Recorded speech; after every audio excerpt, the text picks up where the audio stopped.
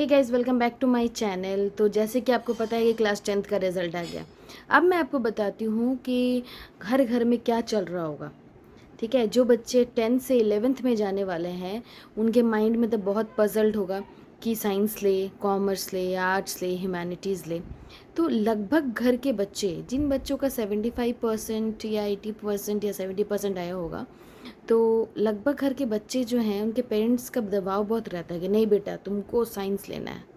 ठीक है, रहता है, आप भी रिलेट कर पा रहे होंगे। ठीक है, मैक्सिमम पेरेंट्स जो है अभी भी इस जनरेशन में भी साइंस को ज़्यादा प्रेफरेंस देते हैं।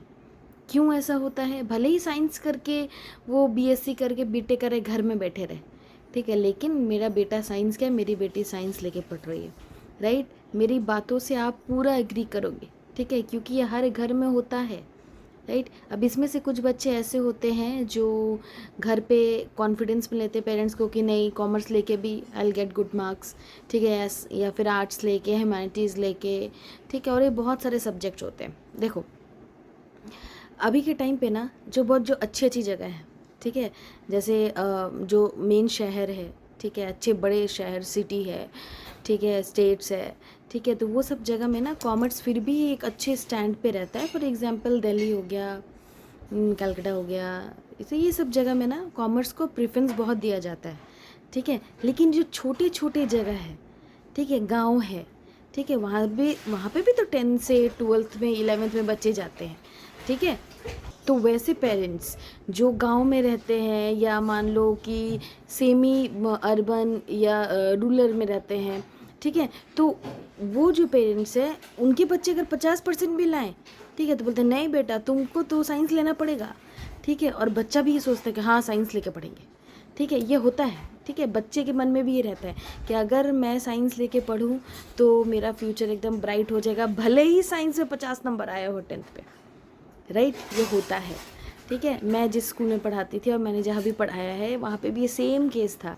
ठीक है, पर उसमें से भी कुछ बच्चे ऐसे थे जो अपने मेरिट पे फर्स्ट सेकंड थर्ड लेके आए हैं।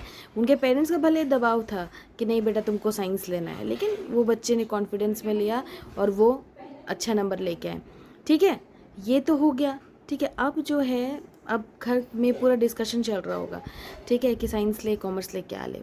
ठीक है, तो मैं आपको एक सिंपल से एक सजेशन दूंगी, ठीक है, कि ऐसा सब्जेक्ट लो, मतलब ऐसा स्ट्रीम लो जो आपको समझ में आता हो।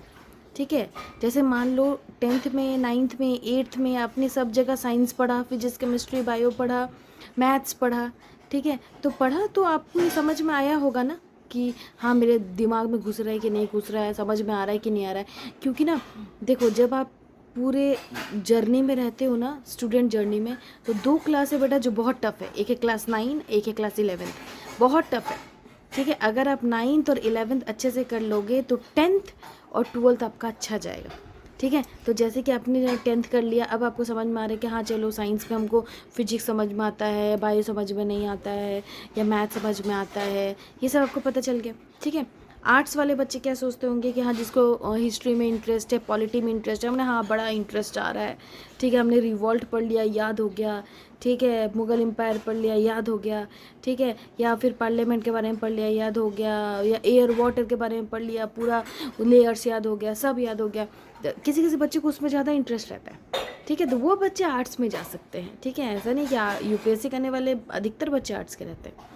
ठीक है, तो मेरा वीडियो बनाने का ये मतलब है कि आप जो है अपना सब्जेक्ट जो है अच्छे से चुनें। लेकिन अभी सोचोगे कि मैम जिसको कॉमर्स लेना है वो क्या करेगा, ठीक है, क्योंकि कॉमर्स का कोई सब्जेक्ट तो पढ़ता नहीं है। ठीक है, इकोनॉमिक्स भी पढ़ता है तो 9th में थोड़ा पढ़ता है, ठीक है, और 10th में थोड़ा पढ़ता होगा। ठीक है, वो भी बहुत बहुत ज़्यादा नहीं, थोड़ा मोड़ा, ठीक है, पूरा चेंज हो जाता है। सो ठीक है, अब सीबीएसई भी तो ये चीज़ देखता है कि कि 11th में जो बच्चे हैं जो कॉमर्स लेंगे वो किस बेसिस पे लेंगे, क्योंकि साइंस के लिए भी उनके पास ऑप्शंस है, 9-10 में वो लोग पढ़ चुके हैं, और आर्ट्स के लिए भी पढ़ चुके हैं, राइट।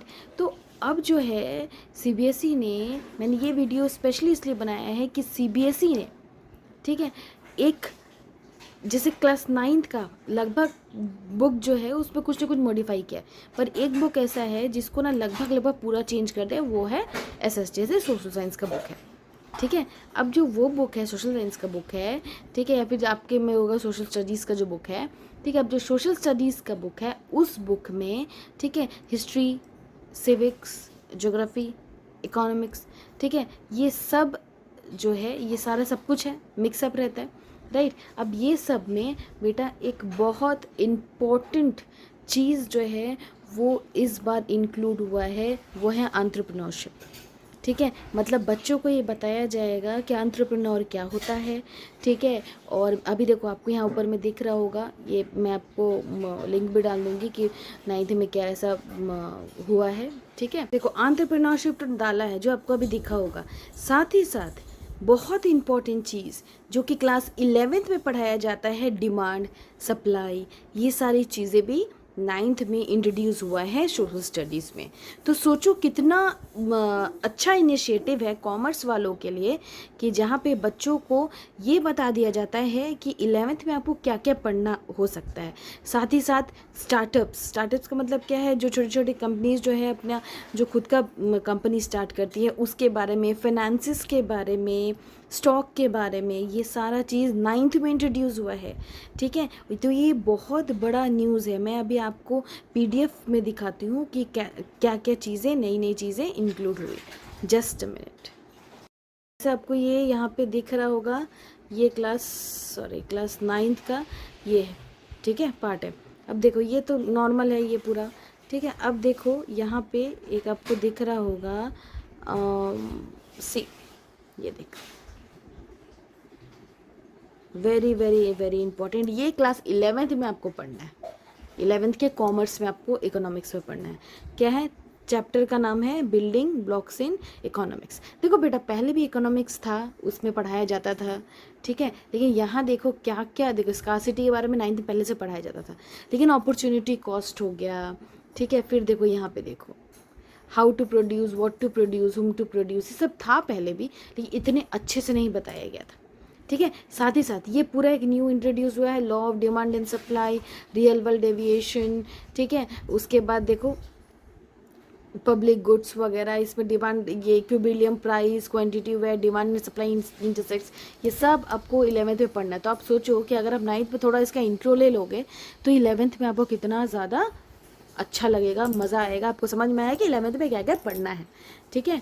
और देखो और दिखाते हो, जस्ट अ सेकेंड, ये सब तो नॉर्मल है, ठीक है। देखो यहाँ भी थोड़ा ट्रेड एंड कॉमर्स को इंक्लूड किया पर इसमें ज़्यादा है नहीं, ठीक है। यहाँ देखो, ये देखो, देखा, what is entrepreneurship and explain the resources required to start a business, घुस गया ना बिजनेस, ठीक है। केस स्टडीज़ वगैरह, क्रिएटिव डिस्ट्रक्शन विथ एग्जाम्पल्स, ठीक है। फिर स्टार्टअप्स जो मैंने आपको बताया, make in India initiatives, role of MSMEs, ठीक है। उसके बाद stages of starting executing a business, ये सब चीज़। तो सोचो कि कितना इंटरेस्टिंग होगा क्लास 11th, कि आपको उसमें समझ में आ रहा होगा कि क्या क्या चीज़ें पढ़ा। देखो ये सब भी 11th का पार्ट है, 11th 12th ये सब का पार्ट है। देश इंश्योरेंस, पर्सनल इनकम टैक्स, ठीक है। उसके बाद देखो relevance of personal financial management in daily life. देखो ये सबसे क्या होगा ना, आपको ये समझ में आएगा कि आपको कैसे आप इस चीज़ को कॉमर्स से क्या करोगे, रिलेट कर पाओगे। मैंने देखा कि 9th में क्या नया नया चीज़ इंक्लूड हुआ है, ठीक है। और ये जो है कॉमर्स के पर्सपेक्टिव से बहुत ज़्यादा अच्छा इनिशिएटिव है बच्चों के लिए, ठीक है। सो आई होप आप अपना जो 11th का जो जर्नी है वो बहुत अच्छे से शुरू करोगे, अच्छी अच्छी मेमोरीज़ लेके जो आप 10th से लेके गए हो नॉलेज के साथ, ठीक है। आप 11th में जाओ और जो भी आपका इंटरेस्ट है उसी के हिसाब से सब्जेक्ट चूज़ करो। चलो बाय एंड टेक केयर।